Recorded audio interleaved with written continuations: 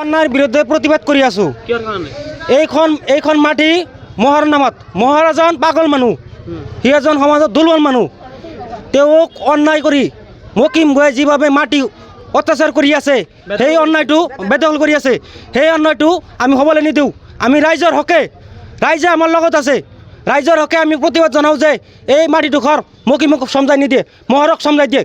এইটো আমি প্ৰতিবাদ জনাই আছোঁ। কাৰণ মহৰ এজন পাগল মানুহ, এই সমাজৰ গোটেই মানুহে গম পায় মহৰ কেনেকুৱা মানুহ। মহৰ এজন সমাজৰ দুৰ্বল শ্ৰেণীৰ মানুহ। সেই মানুহক ঠগাই, সেই মানুহক অত্যাচাৰ কৰি, সেই মানুহক ভুৱা প্ৰবঞ্চনা দি, সেই মহৰক ভুৱা প্ৰবঞ্চনা দি সেই মহৰক মাটিখিনি কাঢ়ি নিব আছে আজি মকিম ভূঞা। সেই মানুহজনক গ্ৰেপ্তাৰ হোৱাৰ দাবী আমি কৰি আছোঁ। মকিমক গ্ৰেপ্তাৰ কৰক আৰু মহৰক ন্যায় দিয়ক। আমি এজাহাৰ দাখিল কৰিছোঁ, সেইখিনি আমাৰ মহৰক ন্যায় লাগে।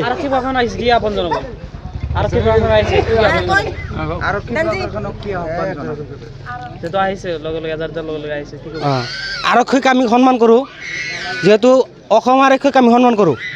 সেইকাৰণে আমি কেতিয়াও অসম আৰক্ষীক তাৰমানে মুৰ্দাবাদ বুলি নকওঁ, অসমৰ আৰক্ষী জিন্দাবাদ বুলি কওঁ। আমি তদন্ত কৰি মহৰক মাটিখিনি সমজাই দিয়ে, মকিমক যাতে নিদিয়ে, এইটো আমাৰ দাবী আৰক্ষীৰ ওচৰত। মকিম ভূঞা দখল আমাত আছে, এতিয়া মহৰক দখলত দিব, কিন্তু সেইটো আমি অন্যায় হ'ব, সেইটো অন্যায় হ'ব, সেইটো অন্যায় হ'বলৈ নিদিওঁ আমি। মহৰ ই মহৰ ই অলপ পাগল মানুহ, সমাজৰ পাগল মানুহ। এইজন এই মকিম ভূঞা হ্যাঁ দালাল, 2 নম্বরে দালালি কাম করে, সবার মাটিতে দালালি কাম করে।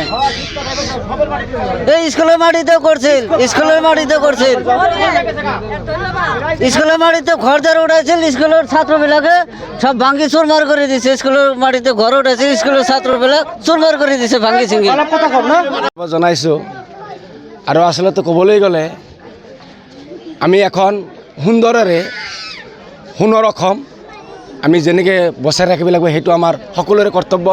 আমি এই হিচাপতে আমাৰ সন্মানীয় আমাৰ মুখ্যমন্ত্ৰী সন্মানীয় হিমন্ত বিশ্ব শৰ্মা, আমি ওৰফে মামা বুলি কওঁ।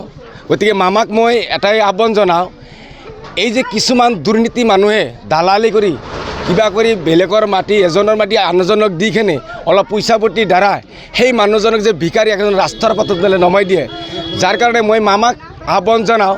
আৰু বেছিকৈ আমি অনুৰোধ কৰোঁ আমাৰ প্ৰশাসন বিভাগক, মই তেওঁলোকক মই কৰজোৰে অনুৰোধ কৰোঁ। আচলতে এই মহৰ এজন ক'বলৈ গ'লে অতি দৰিদ্ৰ মানুহ, একদম গৰীব শ্ৰেণীৰ মানুহ হয়। তেওঁ কিবা কৰি চলি আছে, কিবা কৰি চলি আছে, আমি সকলোৱে জানো, আমি সকলোৱে গম পাওঁ কেনেকৈ চলি। এইজন হ'ল মহৰ, মই ভালকৈ দেখাই দিছোঁ আপোনালোকক। এইজন হ'ল মহৰ। আজি তেওঁৰ মাটি বাৰীও নাই ইমান এটা, এইখিনি জাগালৈ চলি আছে, তথাপি এইখিনিত আহি এই মকিম ভূঞা যিখিনি আমাৰ এই অঞ্চলৰ মানুহৰ ক্ষতি কৰি আছে। গতিকে আমি প্ৰশাসনক এটা দাবী জনাওঁ যে ইয়াৰ উচিত এটা তদন্ত কৰি মকিম ভূঞাক অতি সোনকালে জেল হাজতলৈ প্ৰেৰণ কৰিব লাগে। আৰু এই মহৰৰ যিখিনি মাটি ইয়াতে, এইখিনি আমি প্ৰশাসনৰ দ্বাৰা, আইনৰ দ্বাৰা আমি এই মহৰক মানে বুজি পাব লাগে বুলি আমি এটা দাবী জনাইছোঁ।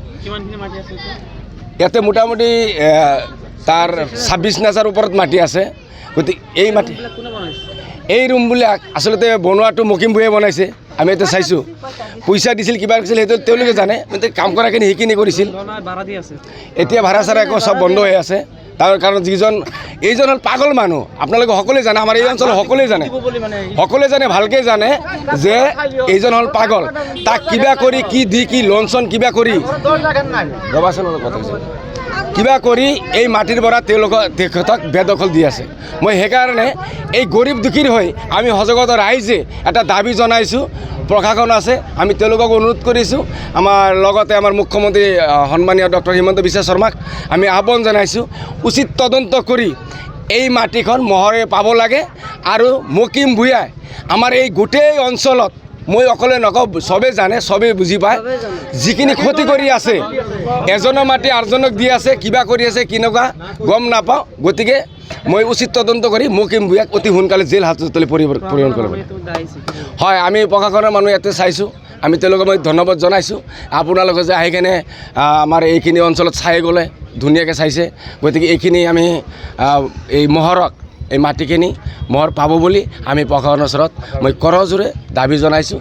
আপোনালোকে উচিত তদন্ত কৰি মোৰ মাটিটো জুবিন গাৰ্গৰ গীতসমূহৰ ওপৰত আধাৰিত গানে কি আনে নামৰ এটা সুন্দৰ অনুষ্ঠান আপোনালোকৰ ওচৰলৈ আহি আছে অতি শীঘ্ৰে। অহা 15 আগষ্টৰ পৰা ধেমাজিৰ পৰা প্ৰথম অডিশ্যন আৰম্ভ হ'ব আৰু সেই অডিশ্যনৰ যোগেদি বিভিন্ন কণ্ঠশিল্পীসকলে যিসকলে এই অনুষ্ঠানত যোগদান কৰিব বিচাৰে তেওঁলোকে এই অডিশ্যনৰ যোগেদি আগবাঢ়ি আহক আৰু জুবিন গাৰ্গৰ বহুত ভাল লগা গান আমি সদায় শুনি আহোঁ আৰু আপোনালোকৰ যদি ভাল লগা গান থাকে জুবিন গাৰ্গৰ আপোনালোকে গাই ভাল পায় তেন্তে অডিশ্যনত যোগদান কৰক। মোৰ ফালৰ পৰা আন্তৰিক শুভকামনা থাকিল এই সম্পূৰ্ণ অনুষ্ঠানটোলৈ। ধন্যবাদ।